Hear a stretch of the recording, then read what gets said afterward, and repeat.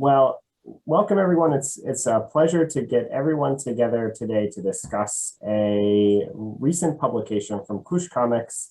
And we have Kush's publisher, David, here, along with a selection of artists from the anthology Queer Power. It's Kush number 43. And my name is Alex Hoffman. I'm the publisher of SOLRAD, the online literary magazine for comics at solrad.co. I'm very excited to have this group together to chat about Kush 43 Queer Power. So I wanted to start our conversation today by talking about the anthology, which David has sent over a copy. And even though it seems like the Postal Service in the entire world is horrible right now, it did manage to get to me. So David, to set the scene, could you please tell us a little bit about the Kush project? It's about 15 years old, you said. What got you interested in making comics? Yeah, there's a really long story to this, but yeah, we started like publishing 14 years ago. Now, yeah, soon we'll have the 15th anniversary. And well, it started off like this as I moved from Switzerland to Latvia. I'm not Latvian myself, I'm Swiss. And in my town, there was this famous comic festival, Fumetto, like art comics with a lot of great exhibitions, with a lot of international artists. And I've been a guest there since I was a teenager and got really, yeah, like introduced to art comics and was a big fan to all alternative comics. Then I came to Latvia, and in Latvia there's basically no comics. Maybe Jana can tell about that. So there's, it's really hard to find any comics here. So together with some Latvian friends, we decided to start the Kush magazine. And yeah, and it was like from the beginning, it was an international project, and we kind of wanted to introduce very diverse comics from around the world to Latvia.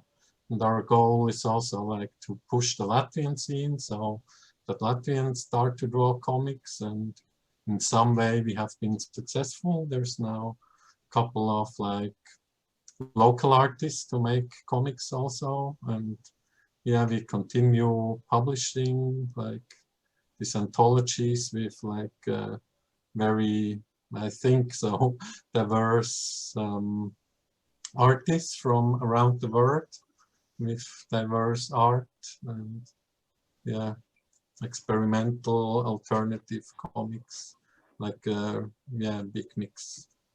And yeah, we have these anthologies, really different ones with different themes, like sometimes like theme, for example, Best Friends Forever, or now we had this pandemic, we had quite a lot of kind of apocalyptic ones. We had the end, then the very end, and then we had scientific facts inspired by fake news, of course.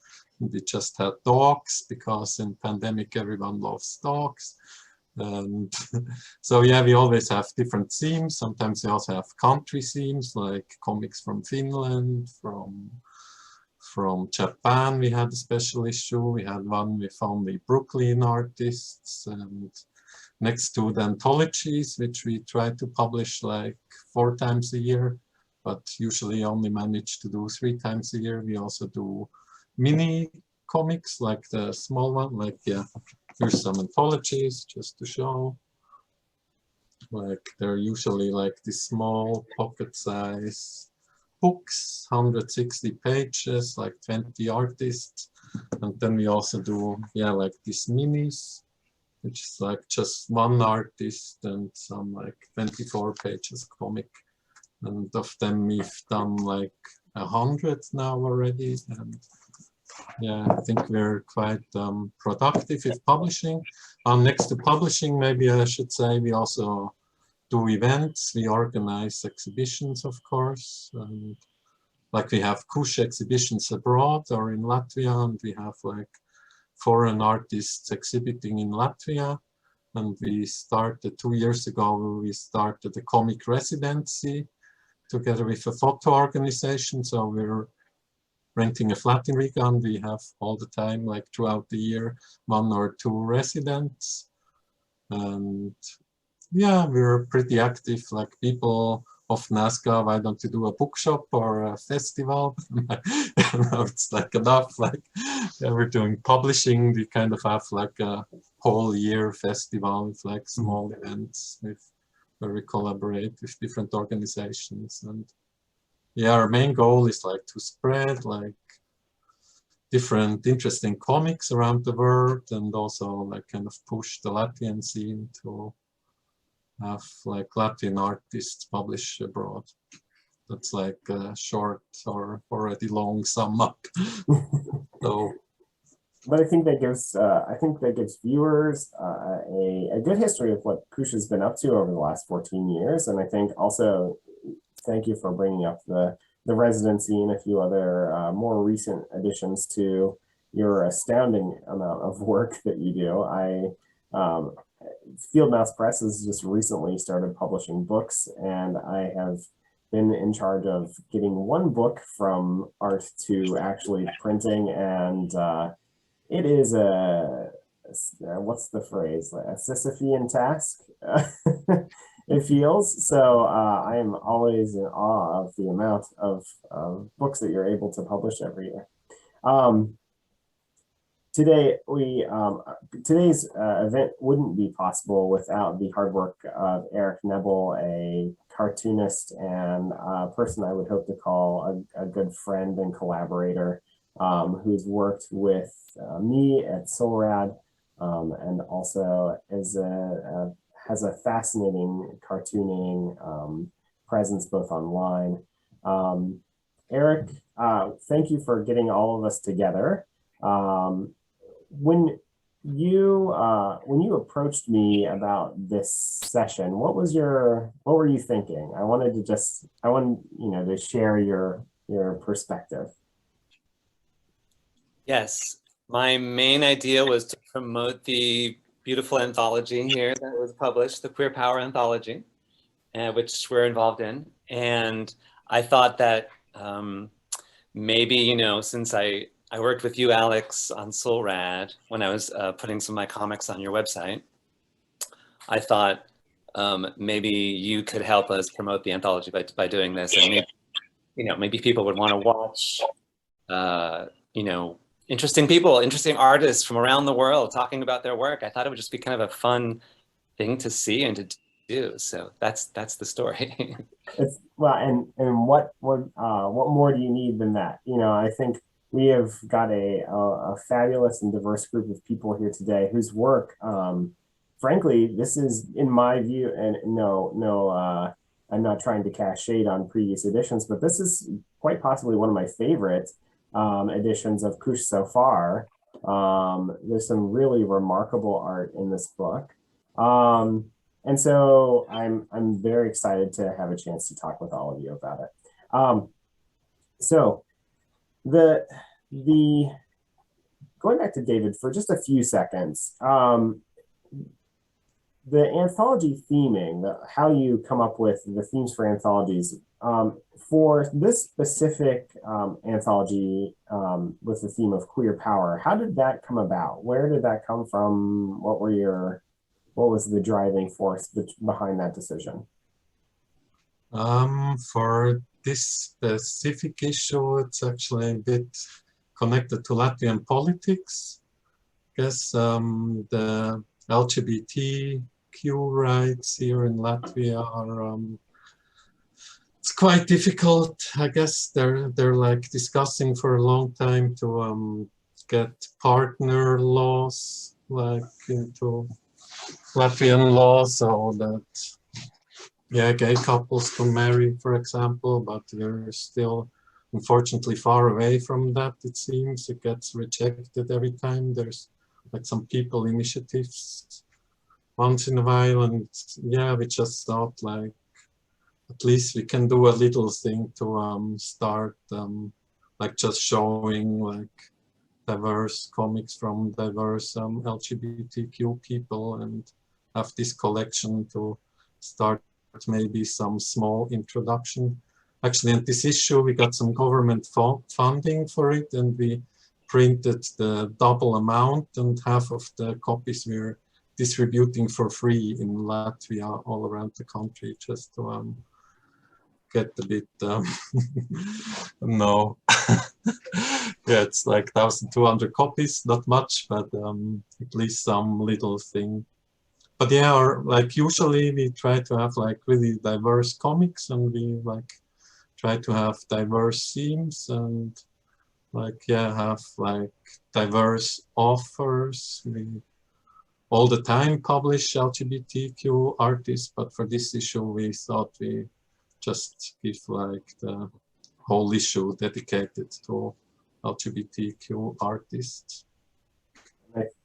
I'm very glad to hear that that you're kind of distributing these books so that people can see stories that maybe they haven't been introduced to, or ideas. You know, I think one of the ways that we change repressive economies, repressive political structures, is by introducing others to the beauty of difference, right? And hope that they can see that for what it is. And what better way than comics, in my mind, one of the most open and accessible forms of art.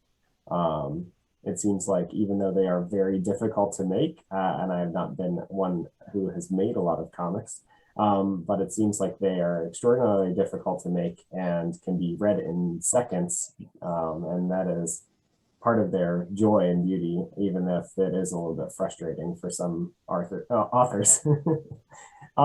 So I thought we would start by going, you know, now that we've had some introductions, go through and just chat with each of the artists who's in the on the call today about their work. And we'll start. So my screen is right now is that Jana is the top left. So we'll start with Jana.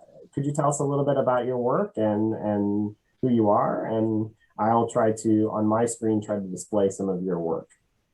Yeah, well, I introduced myself off the record. Do I have to do the thing again? Like my professions and stuff?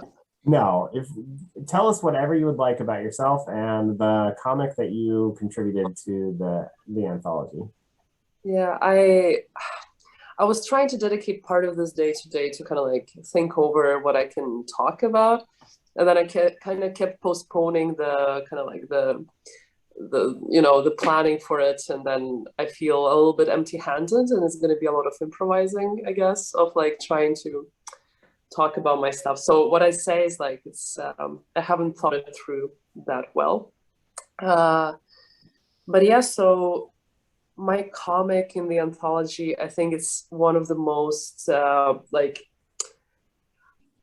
not to bash on myself, but I also see it a little bit like less imaginative and very like just biographical. And it's, you know, I feel like the anthology has a lot of very beautiful kind of like I don't know, like very metaphorical and poetic works within it, that kind of like, you don't have to say the words as they are, you kind of have to like follow the idea of it or something. And when I finished it, I kind of felt a little bit awkward for doing something so straightforward. In my head, it was not a very smart thing necessarily, but the process of making this comic actually was very therapeutic and helpful for me. Because when David's approached me about this, I mean, I was elated, and also for the fact that the government was supporting this project, which was for me at that moment, considering the politics happening in Riga, in Latvia, it was, I was very surprised, like in a great way, and I immediately started to think what I can make of it. And the thing with comics for me, that I've been into comics a lot of the time, like for long, and but I feel that I haven't yet explored all the possibilities of making storytelling a more abstract or like poetic tool. I kind of always prefer to just say very direct things because they kind of feel easier in my head. So that's just in general of like how I make comics. I think there a lot of the time they're biographical or like very specific thoughts that I have, and you know, and where was I? Yeah, like planning this comic has been really good experience because at that particular moment in the summer when I was doing it, and it changed now, but at that point I was like, I don't have much to say about my sexuality. I don't have much of like new insights, or I don't find anything necessarily interesting to talk about it. But I was having like a very massive gender crisis in the summer that I was very supported through with a bunch of my friends, and I had a lot of like long calls with them about what you know, my gender means to me and how do I want to be perceived, how I want to express myself, how I want to be seen again, and all of this just, yeah, it kind of made me like, you know, I don't know how much all of you guys also relate to this, but like you just start um, making art without having necessarily even proper questions for yourself. But as you're making it, you're kind of like figuring things out for yourself as you do it, instead of like sitting down and very seriously like diving into it or anything. So it was a very natural progression and experience, and I actually managed to make the comic surprisingly for myself. Like I managed to make it pretty quickly. So yeah, I don't know what else to. And I have an image that I'll share. Let me see if I can pull it up. Just one of the pages. Excuse me, technical issues always abound. I am struggling with my computer today. Let's see.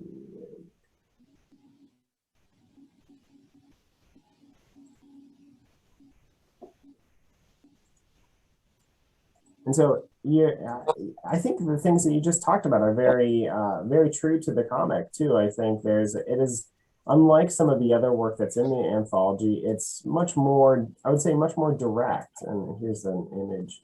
But I think, but that directness is, I think, one of the things I think that readers need to a certain degree. Especially if we think about the anthology as doing some political work, right? As we think about introducing this anthology to people in Latvia who may not have a good understanding of LGBTQ concerns or what life is like for people that may be different for them. So I think your story, even though it's not, I guess, not as guarded, perhaps. It's not as abstracted as some of the other work in the anthology. Is also, I think, its directness is one of its core strengths. Thank you. That's wonderful to hear. But also, as I was planning it out, and I realized that you know, it's probably gonna like be published and distributed here locally, I came to this like daunting realization of how I'm not very out. Like I'm not, I think only my mother within the family is vaguely aware and is also not necessarily very supportive. I mean, as much as she can, I think, whatever.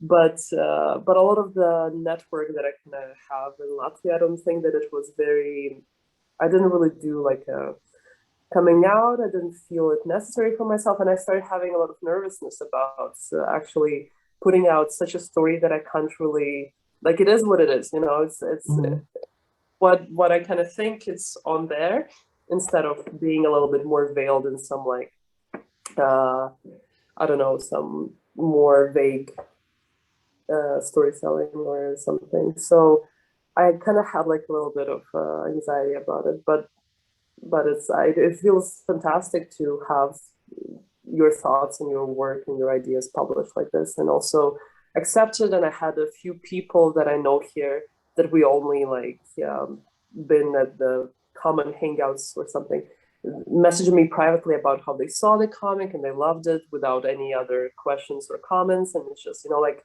very genuine support from the people that I never really like expected it. So yeah, It's a beautiful thing. Yeah, it's been a wonderful experience with it so far, and I'm really grateful for it. So yeah. Wonderful. Well, next, I guess, in the grid, it will be Eric. Eric, a friend and collaborator. I don't have Eric offered one of their classic. Excuse me, that was one of their classic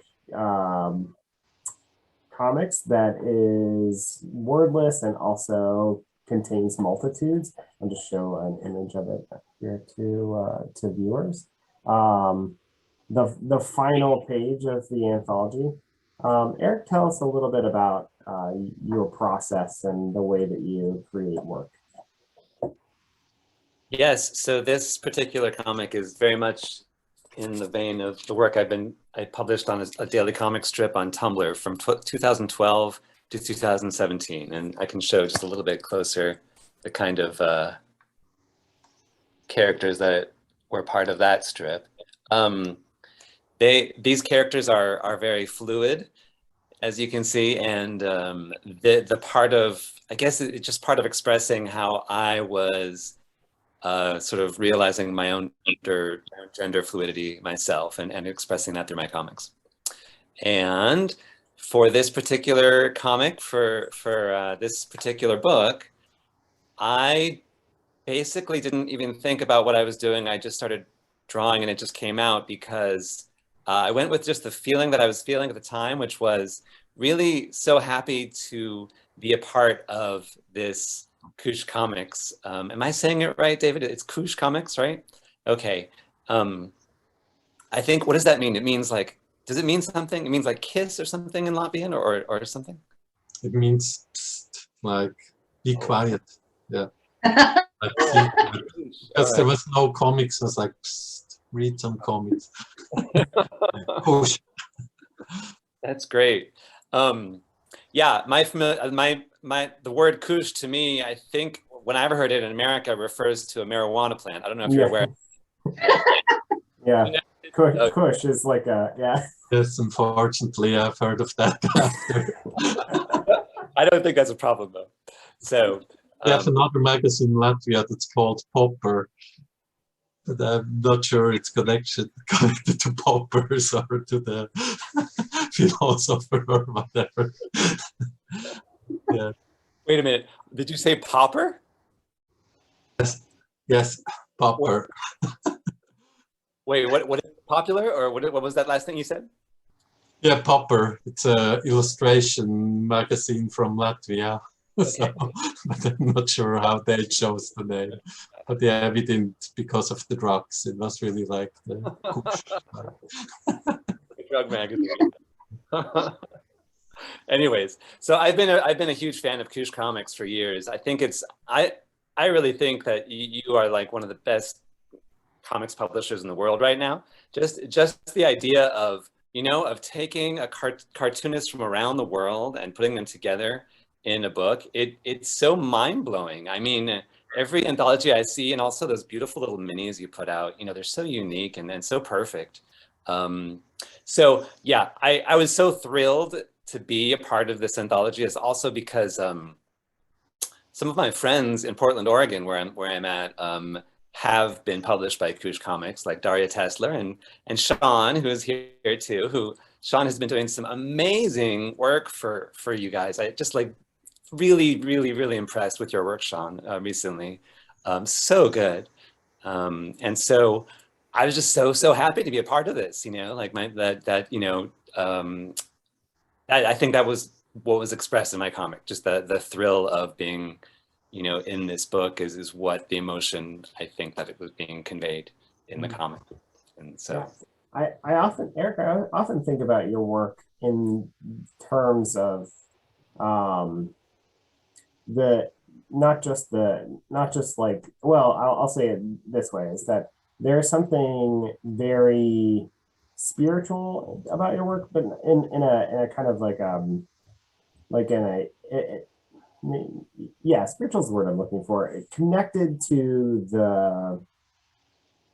the depths of emotion that I think sometimes get masked by our, the day-to-day workings of our lives. And every time I look at your work, I always see, and this piece is no exception, I see kind of just like there is a openness to the way you are transmitting your feelings. Like when I looked at this comic, the thing that I thought to myself was, Eric seems, when they were making this comic, seemed very joyful.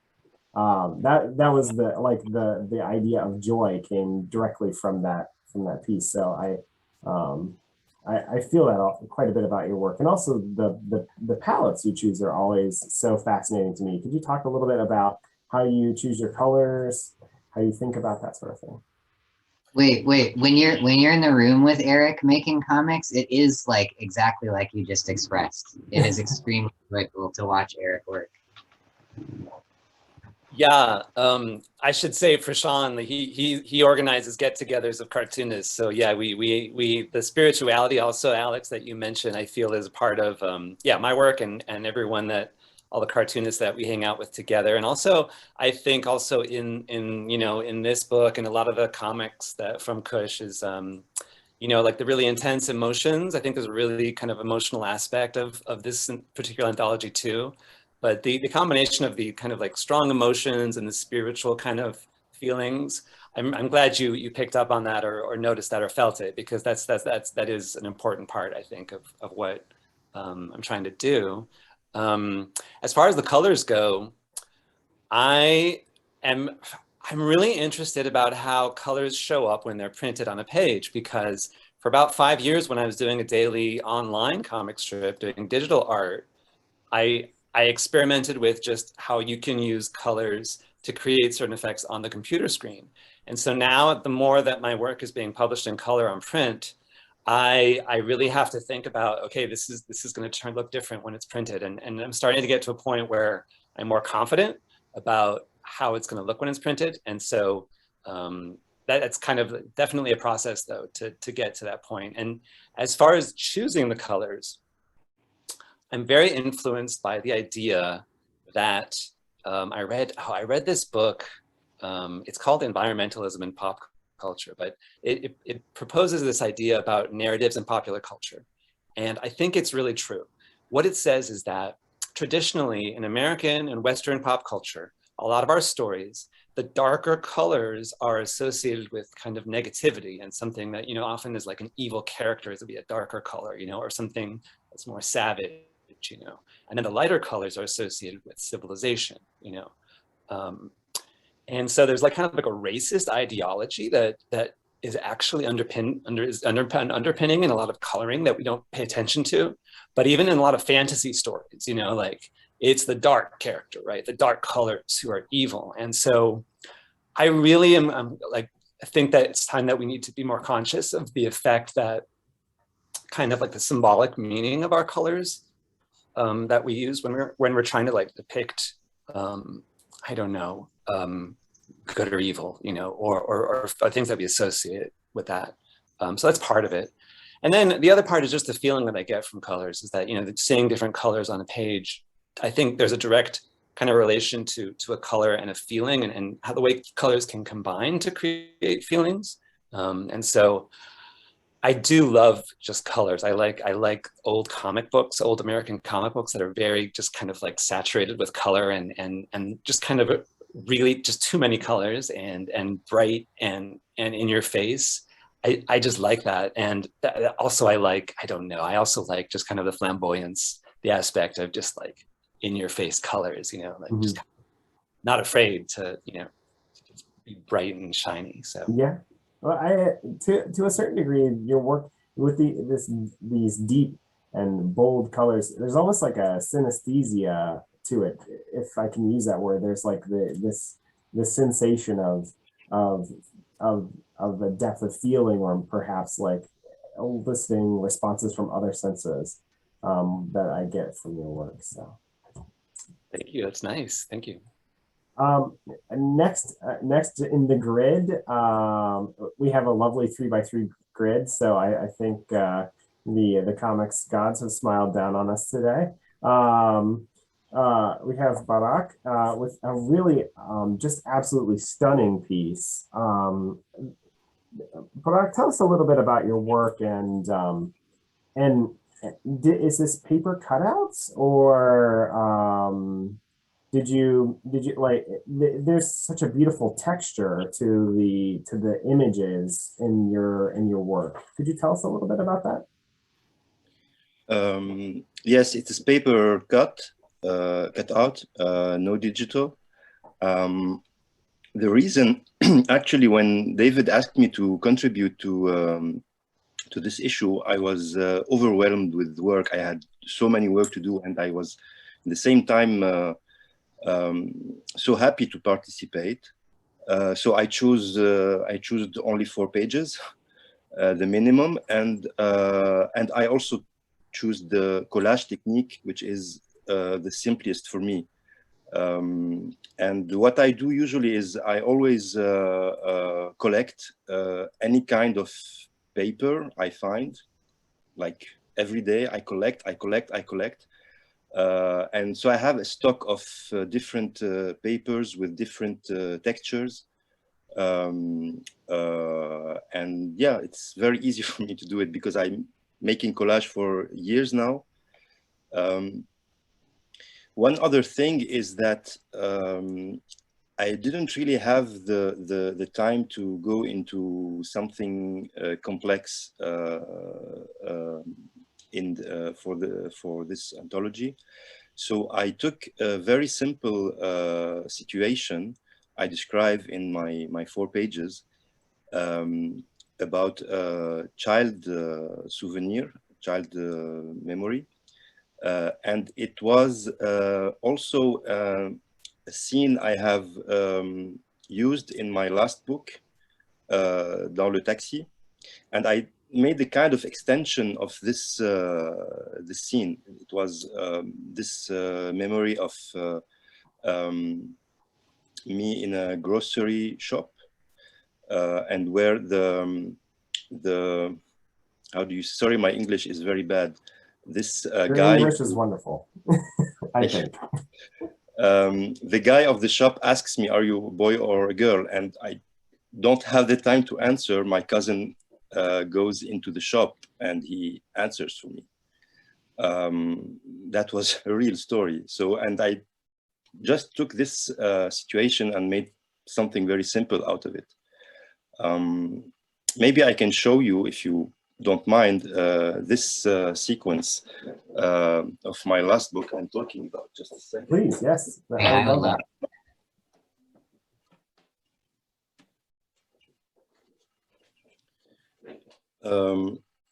Dans le Taxi, it's published in France, and like almost all my work, it's based on autobiography, but also mixed with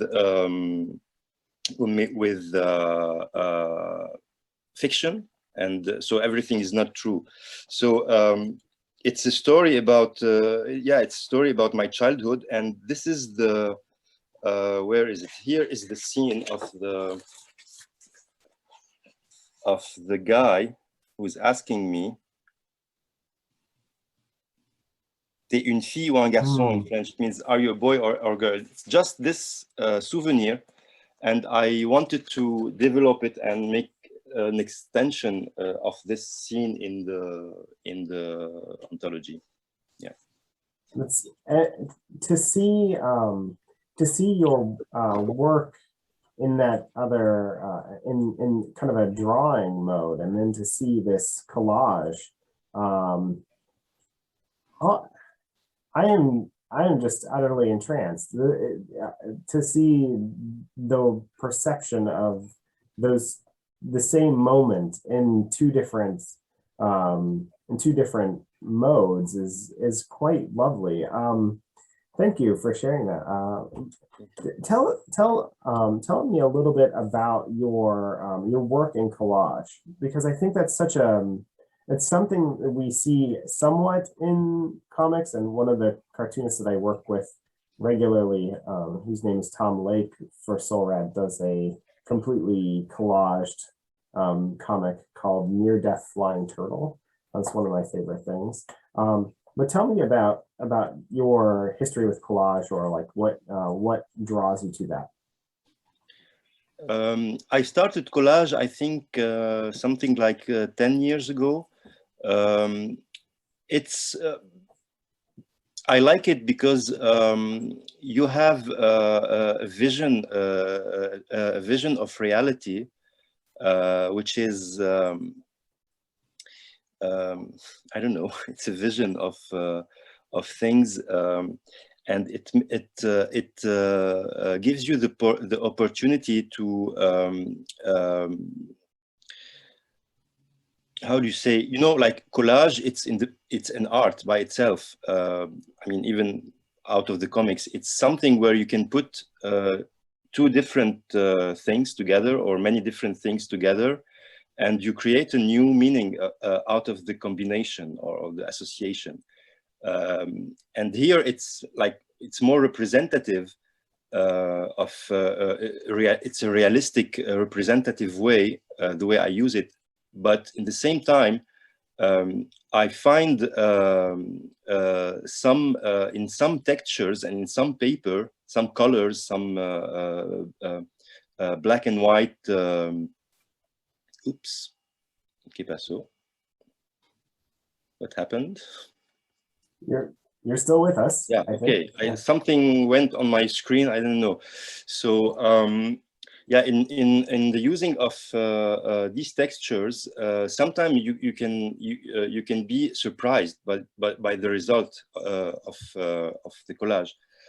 I also collect you know, when you make analog photography and you make like tests and then you throw them. I don't know. I don't make analog photography, but some friends of mine do. So I go always to their bin and I take what they throw. So in some places you can find a small detail in the print. Maybe it's an eye, or it's a nose, or I don't know. And when you cut it in a certain way, it can become something else. It's really very funny to play with this, and you can create like new forms with this collage. What I want to say, it's also that it's also drawing, but you don't draw with a pen. You draw with scissors. Yeah. Wonderful. Thank you. Thank you. Thank you. Next in the panel is Sean Christensen. Sean, if you would care to tell us a little bit about your work and the comic that is in the anthology. One of the things that struck me is your use of these like patterned backgrounds, like in these kind of darker earth tones, and kind of like this lush green. And over top these really lovely and intricate pencil drawings. Can you tell us a little bit? I assume it's pencil. I'm not actually so sure, sir. Yeah, no, you're correct.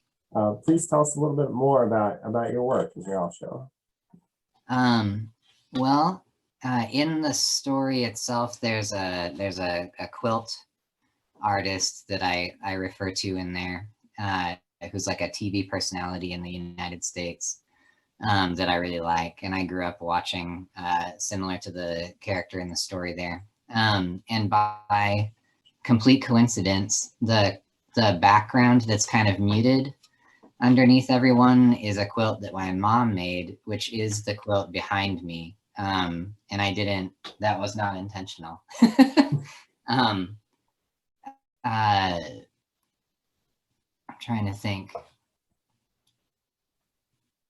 One thing that I wanted to talk about actually was that Jana, is that correct? Your observation about your experience for making your own comic was pretty similar to mine. I was like going in and out of what I would make a story about, because there was about 1,000,001 things that came to mind, and one of them was extremely personal, and I almost went the same route as you also. Not that the one that I made wasn't extremely personal, but it's more direct. It was like, here's Sean and here's Sean's friend, and Sean and his friend is doing this and that. But in the process of going over that, the one thing that kept coming into my head that was absolutely earth-shakingly terrifying, like it was for you, it sounds like, is that I was also not so out. I'm only like starting to have conversations with my own brother, who I'm very close to, about these things. And so I was like having dialogues with close friends and so on about making this comic and what that was going to mean in terms of how out I was all of a sudden, and if that was different. And one of the things that I thought was most beautiful and most fun was that one of my close friends named Wally said, "Oh yeah, Sean, I already knew. I mean, I've seen all your comics and everything that you make art all the time. It's like extremely queer. It's obvious." Like I thought it was common knowledge. So having comics being a continuum of that form on the subject of queerness is, I don't know, there's something magical about how fluid comics are. I agree. There's and I think having read some of your work before, having you tell me this now, I don't think I would have realized that. You know, I've picked, I guess, friends who picked up the same things that I've picked up in your work. I just love the story of the quilt, and you will probably have to convince me that fate isn't real, that it shows up in the frame today. Yeah. But I find that wonderful. There's something that's really just magical about your line.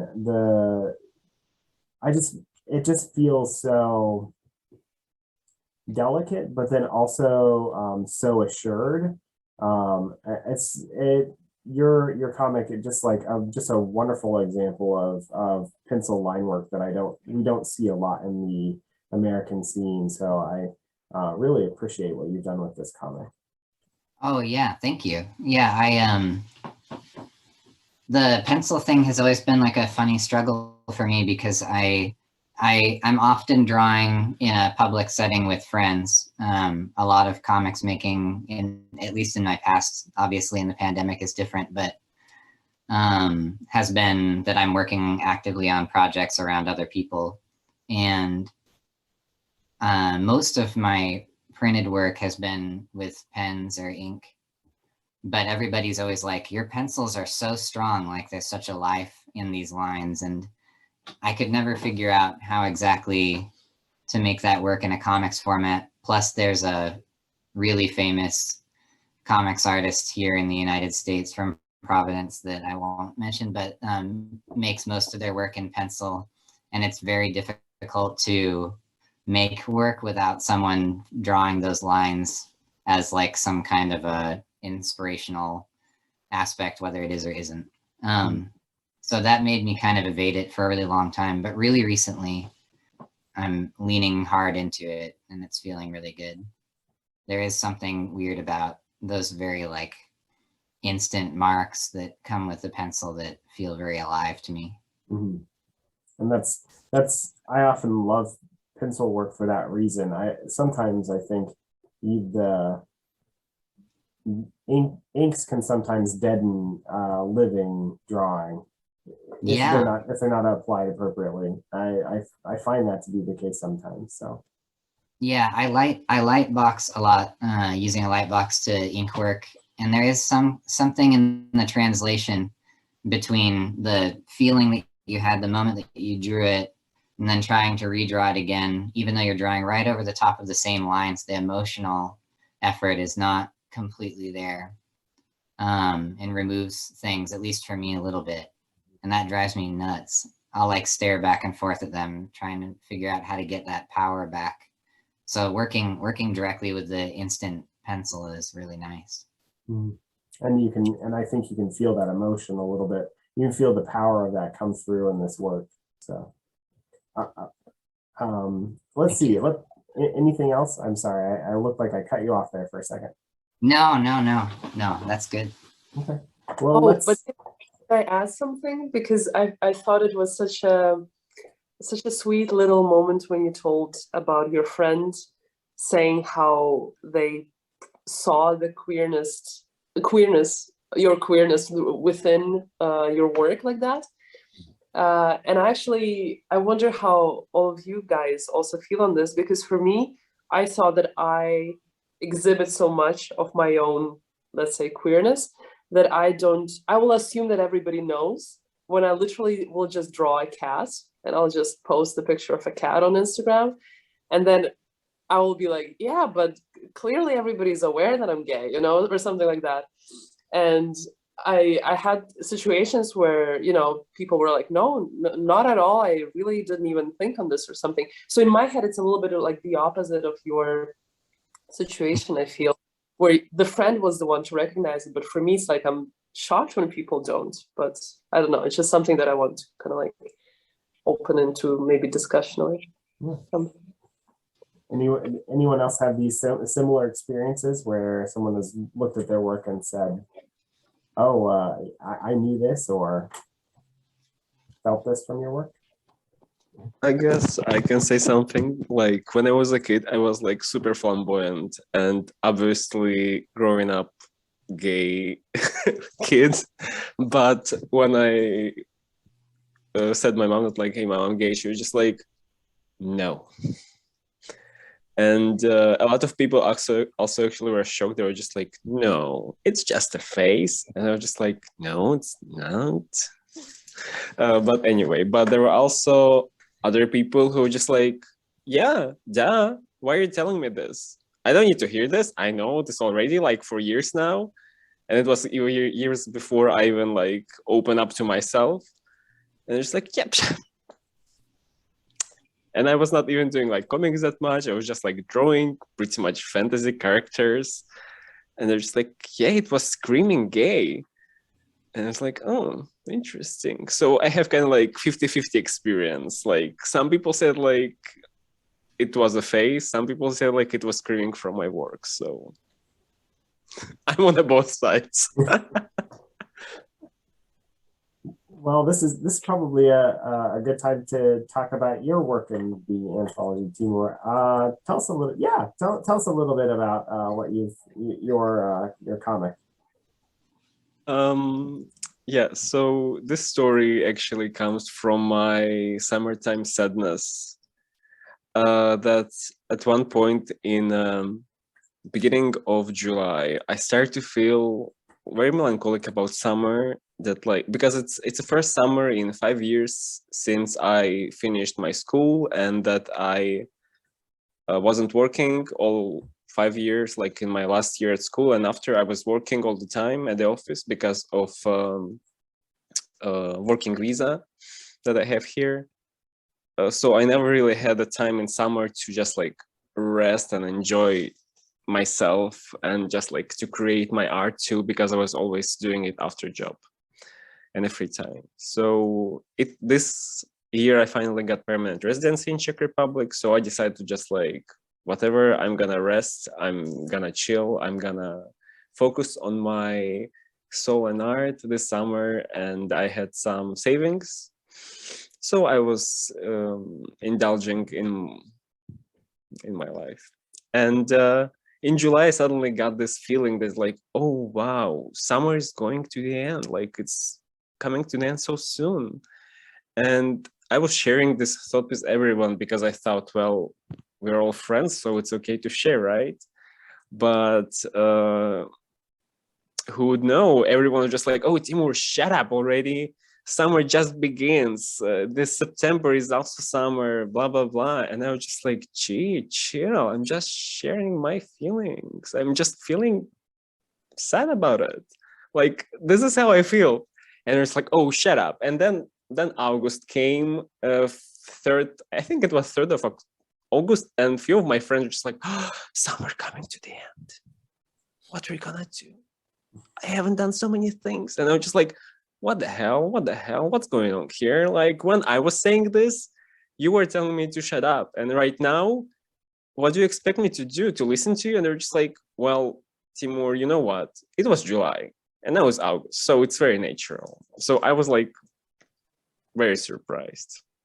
So coming back to the story, it comes from my summer sadness about this feeling that like it's coming to an end, but it's so hard to describe this sadness because it's not about being productive. It's not about being creative. It's not about that something comes after the summer, but it's more that like maybe my expectations of summer, it's actually very, I was surprised how wide and deep the story in the end came up because, yeah, so it's come from this feeling of sadness of summer, but actually it's also a little bit of continuation of my two paintings that I did. One is with kittens dancing around circle dance around that frog. And from the chest of that frog, two beautiful flowers blooms. And it's like, and the name of this painting is There Is No Death, which is means just like even like the dead body of a frog became a flower bed for flowers. So just like this continuation of the cycle.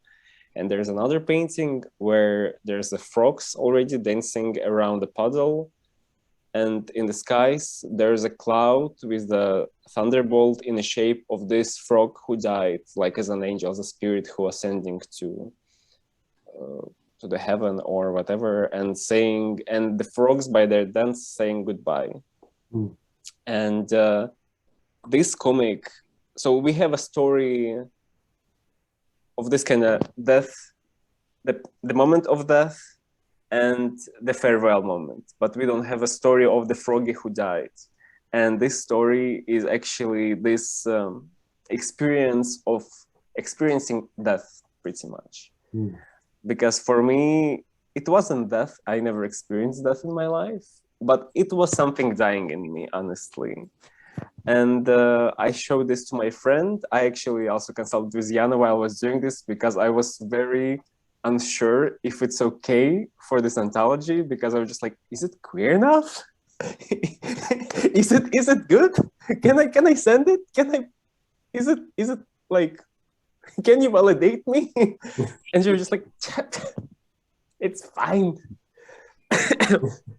So Jana really helped me in the process. But one of my friends said beautiful thing, that it's not just like factual death, but it's this death of a part of someone. Like when we change, we still have a kind of ghost of that old patterns, or like something that keeps appearing in our behavior. But then when that parts of us dies, we suddenly feel just like something's missing, or just like, oh yes, I remember I felt this way about this movie or something, but I don't. And there's this melancholy. So I think I also had this about the summer. And I hope I said everything. But okay. I think there's I think the kind of that idea of like that every day is a little death, right? Like every sleep is a little death, right? Because you wake up changed even though you don't feel like you've changed. I wanted to ask about the way that you made this work, because it seems like there are kind of two very, I would say disparate, like separate techniques. First, this use of like screen tones, or maybe like a pointillism sort of, but then also an unmistakable smudginess of charcoal or heavy, dense graphite that I absolutely adore. I've always loved that, the way that looks on paper. Perhaps it's just an entire lifetime of elementary school where I'm left-handed, so just smearing graphite across the page So everything looked completely messy when I turned it in. So tell me a little bit about your technique or your process for making this work. Yeah, so it is a pencil scanned. First, I usually do really rough sketches to see the whole composition of the story. And then I do the tracing with a pencil, and I don't think about cleanness at all because I also love the smudginess and the dirt. The dirtier, the better. Like you and I are on the same page. Yes, yes. When you were saying this, I was just like, very good. I feel you. Yeah, so then I do the dirty, clean, original illustrations. Then I scan it, and then I add screen tones and change the exposure to make the dirt even more darker, stronger, and more like real dirt. But it actually comes when I was in 2017. I made this beautiful story about gender and kind of sexuality, because it was the moment for me when I was just like, wait, who am I? So I made this beautiful story which is called Set Service, and it was I think that first time when I finally for the first time explored this dirtiness and screen tones. And since then, that first story for me was like example what I want to do, because it was in the text, it was kind of direct, but also very metaphorical. And I really like metaphorical and poetic way of talking about things, not because I have problems with direct talk, but mostly because I just find it more beautifully made. It's just like, it works for me. It's easier for me to talk like this. But at the same time, like in real life, I would not tolerate going all the rounds, like, and just like, just do it, just say it. So since then, it was a big example for me. And when I was doing this comics, I was always just like, okay, yes, more dirt, screen tone is gonna be here. So it was more like very thinking through moment. And at one point I was just like, maybe I should do it colorful. But then I realized I'm somehow still not very good with a digital with colors. Like when I'm painting, I'm feeling very natural with colors. But recently, when I'm working on computer, on the tablet, I'm just like, colors are not talking to me. I said too much, but that was wonderful. Thank you. Let's move on to correct me if I'm saying this wrong. Nika, is that right? Did I say that right? Did you mean me? Yes. Nika? Yes, Nika. Yeah. Thank you.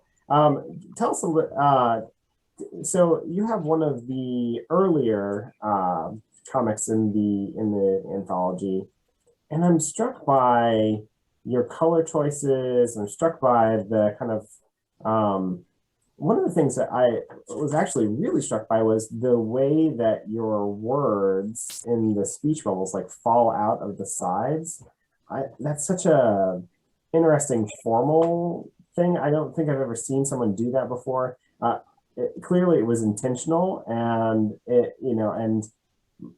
so it's not a mistake. I think the only time I've ever seen it done this way is when people make an error, but it was clearly not for you. So tell me a little bit about that, and then give us a little bit of background about your work. Okay, so I guess maybe I should first start with, so you could understand better what I've made, is that what interests me in any media that I pursue, I guess I try to explore visually what turns recognizable shapes into random unrecognizable shapes, and like every stage that comes in between and the opposite. And so I would like my art to evoke familiarity and confusion at the same time. I would like for people to like think when they're looking at it. And so this comic is super simple and short. It's about this weird creature who keeps asking intrusive questions and keeps coming closer to the reader. And the creature has this unchanging, judging expression, and it's like it. I would like to evoke that it becomes uglier and uglier just because those questions are more and more uncomfortable. It's like when you talk to a person and they say something that's so outlandish and awful to you that they become ugly to you. Yeah, so you can feel this creature creating an image of you from these nonsensical questions that really don't say anything about you, or at least not in a way that you would find relevant. And it starts and ends with asking you if you're male or female. So I would like to create this sense of unease. Maybe with this, the comic even tries to explain to cis people how trans people feel when they are being asked all of these uncomfortable questions, and intrusive, uncomfortable, inappropriate questions, especially if people don't align with either male or female, or if they don't conform to the gender norms. Yeah, so what you said about the speech bubbles, I guess in general, so this was made with gouache. I think you say gouache in English also. It's like I painted them on A4 papers and then I scanned them. I added the faces on them later, and I also, so you can see, at first I painted them all the, I guess all the trees to make sense, and then I cut them apart a little and like made the image more weird and added all of these weird shapes.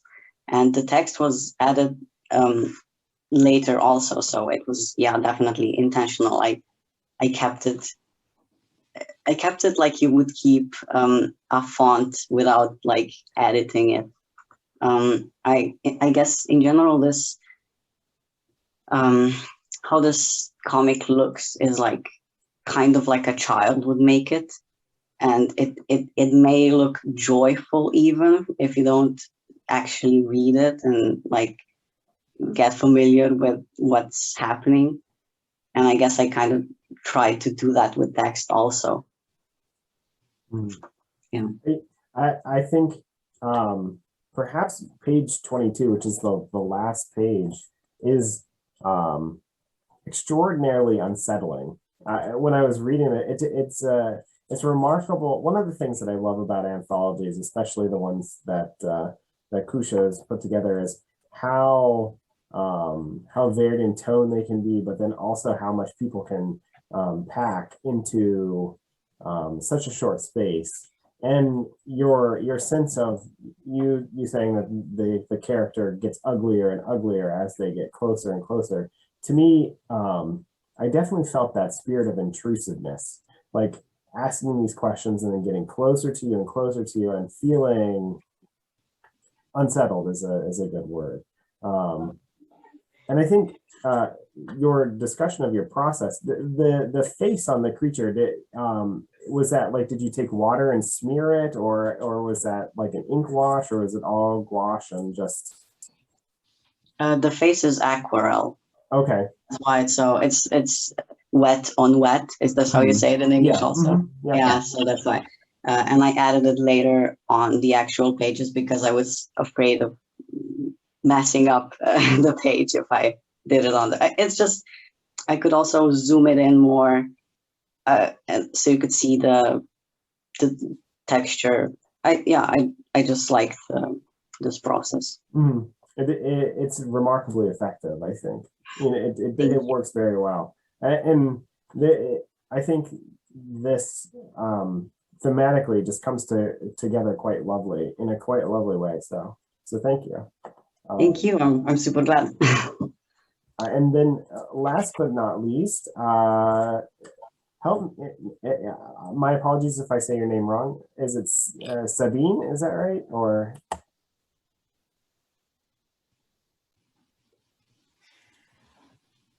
Yeah, you can say Sabine. That's fine. It's nice. It's nice to meet you. Hi. Tell us a little bit about your work in the anthology. Well, it's quite a difficult piece to put out there. And I'm really glad I did it. Yeah. It's this really remarkably dense color. This like, it's like I'm struggling for the word, but it's like just this deep pink, fuchsia perhaps, but just this extraordinary splash of color. And then you start to add in some like a blue at the end there. But just like could you tell us a little bit about how you make your images, or it almost feels like very highly rendered to a certain degree. I'm not sure if that's the right word to use, but. Yeah, no, this is a new style that I've been exploring for just over a year now. And I don't know what happened. Actually, I mean, I don't know how I found the style. I actually, I realized while I was sitting here that I have some other pictures in that same style. So yeah, I just draw them pen on paper. And yeah, and it's I'm just really happy with this thing. And all it is just like some ballpoint pens in really bright colors. But I've become really obsessed with that pink color, and I would call it magenta. Yeah, there you go. Yeah, but because the interesting thing is that like, well, I'm really into color theory, and like we don't actually see magenta. It's just a color that our brain invents. Magenta is like the absolute absence of green, because, you know, we have the red, green and blue cones. So I'm just fascinated by the fact that like this color, it might look different to each of us. Who knows what the magenta gets made as. And yeah, I absolutely love that. And obviously in printing, because the magenta color is one ink, then that was like a very good, I wanted to see what it looks like in print as well. Yeah. Yeah, and regarding the story, I was thinking what to do, and since these drawings take like forever to do, because there's just so much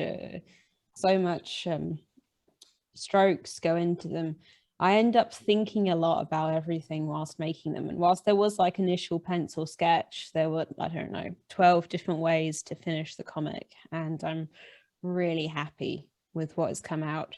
Because originally I was thinking, well, I'm also a drag king, so I was thinking like I would do something to do with that. But then I've been bursting to tell this story for, you know, forever, but it's not really a thing that has many appropriate moments for it to be told. And yeah, it just happened.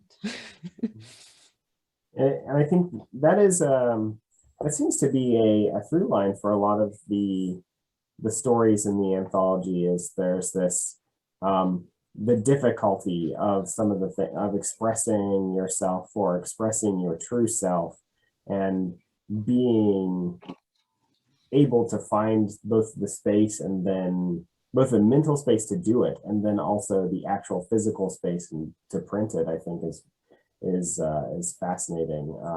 It's something that's come up in our conversation. So yeah, these inks just look, when you said ballpoint pen, I was like, now I finally understand how you're getting such rich tone, like, and the real intricacy to it. I absolutely adore it. I think it is very lovely. So thank you. We've had a chance for everybody to kind of tell a little bit about their work and get, you know, my extraneous thoughts about them. So I wanted to open up the floor to you all to just quickly chat about what you feel like being a part of this anthology means for you, or what you feel like collaborating on an anthology like this with David's help is what that means to you.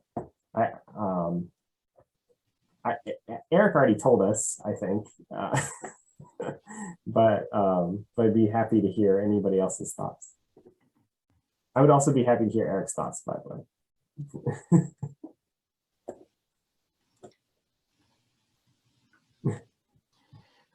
Timur's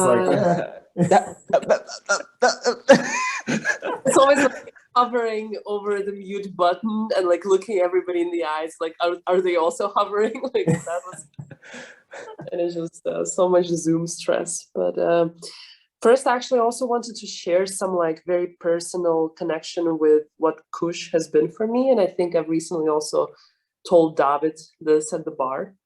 But it's just, when I remembered it, it really encapsulates how helpful Kush has been, not only for bringing, I think, comics on an international level to people, but also locally for Latvia, because I think I started going to Kush workshops when I was around 15, 16, maybe a little bit like 14, somewhere there.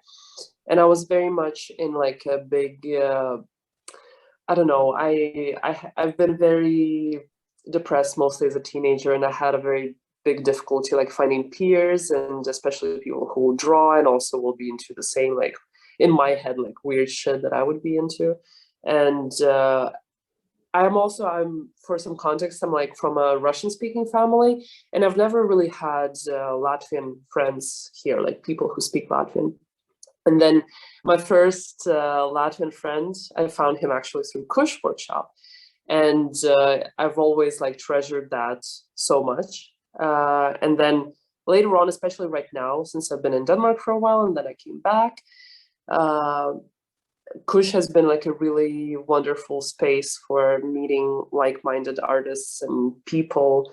And for me, like also being part of the zine is also kind of like feeling more close and secure within being LGBTQ and being in Latvia, which a lot of the time makes me very depressed. Might be a heavy word for this, but it's not an easy existence in a country where, you know, like it's not very supported, and there is not enough like conversation about it, and there's not enough safe spaces, let's say, or stuff like that.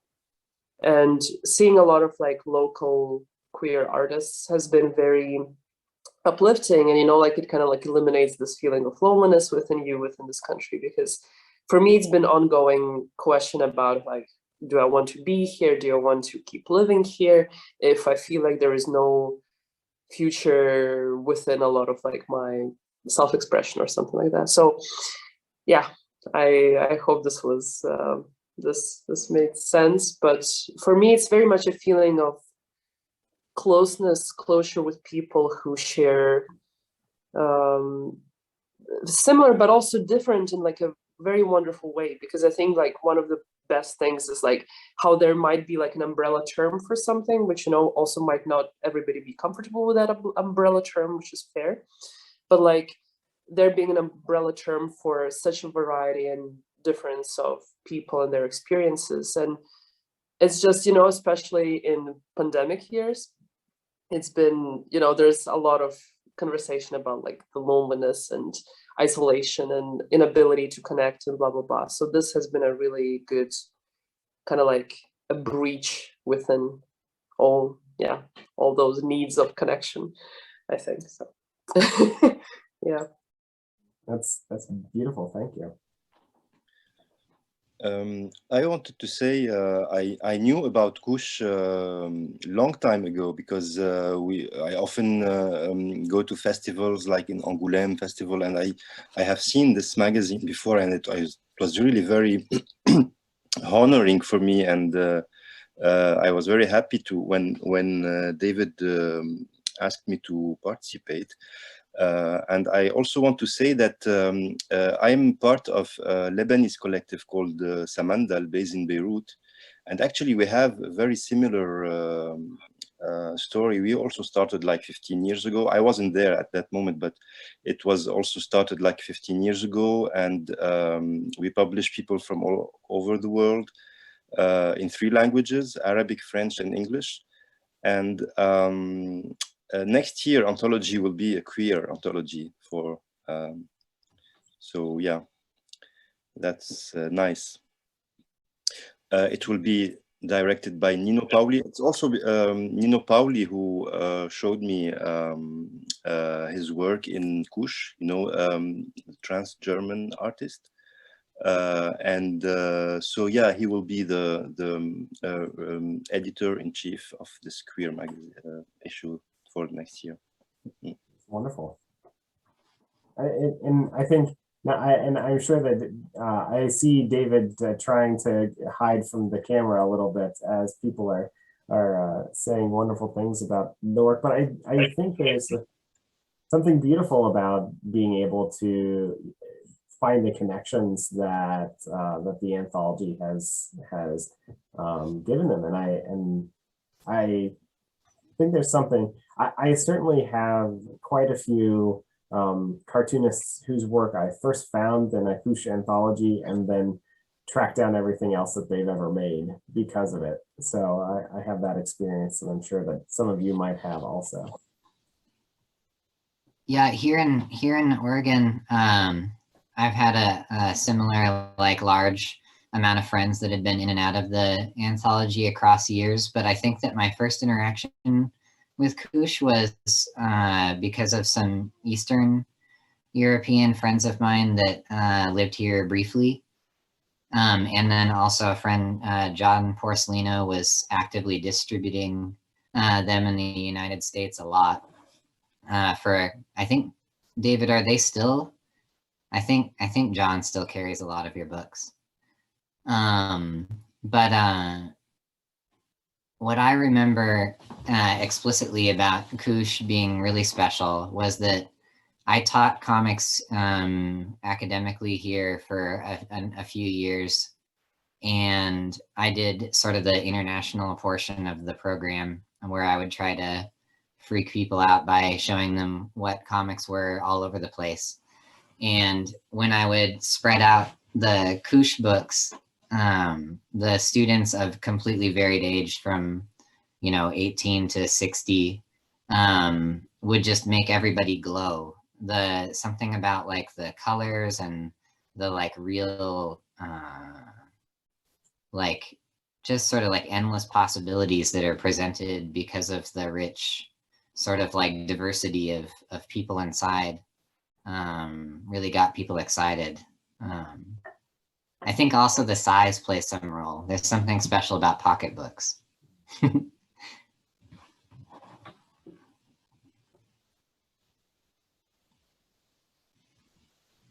I wanted to say, well, first of all, obviously obsessed with all previous anthologies, and I've bought a bunch of them before. I also participated. But I guess what interests and excites me about this specific anthology, it's like from the perspective of I also edit and organize and then also design zines and comic anthologies from, like, I guess usually specifically queer, trans, and now the newest one, non-binary zines, I guess. And it's such a specific, amazing feeling of putting together all of these different people and perspectives. And I guess because I work in on the queer scene, this specifically made me super happy that Kush did it.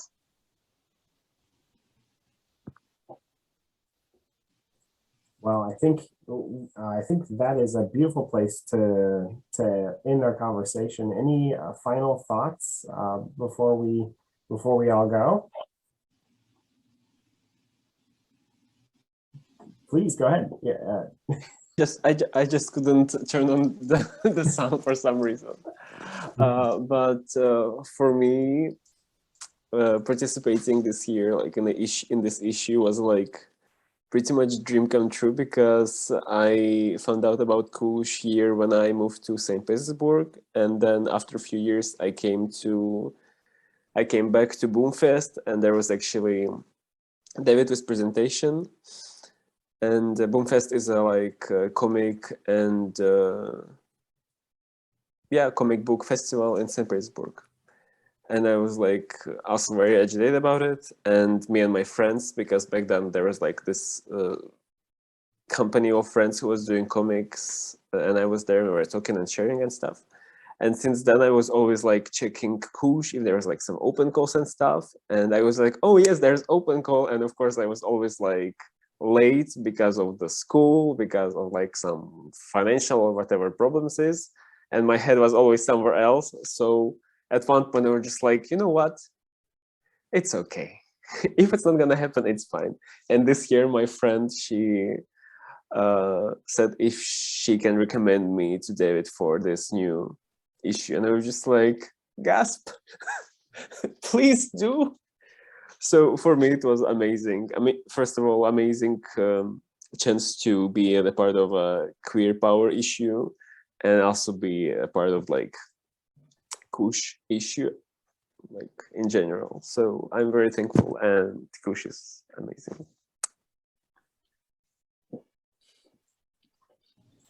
Well, thank you again, everyone, for taking the time to talk about your work and about the anthology. David, thank you for helping set this up, and a special thanks to Eric for getting everyone together and collaborating and being such a wonderful planner and making this happen for us all today. Thank you very much. And check out the anthology on Kush's website. There'll be links in the description of the video that you're watching now, as well as on solrad.co. And thank you all so much for your time. This was a real joy. Thank you. It's been wonderful. Yeah,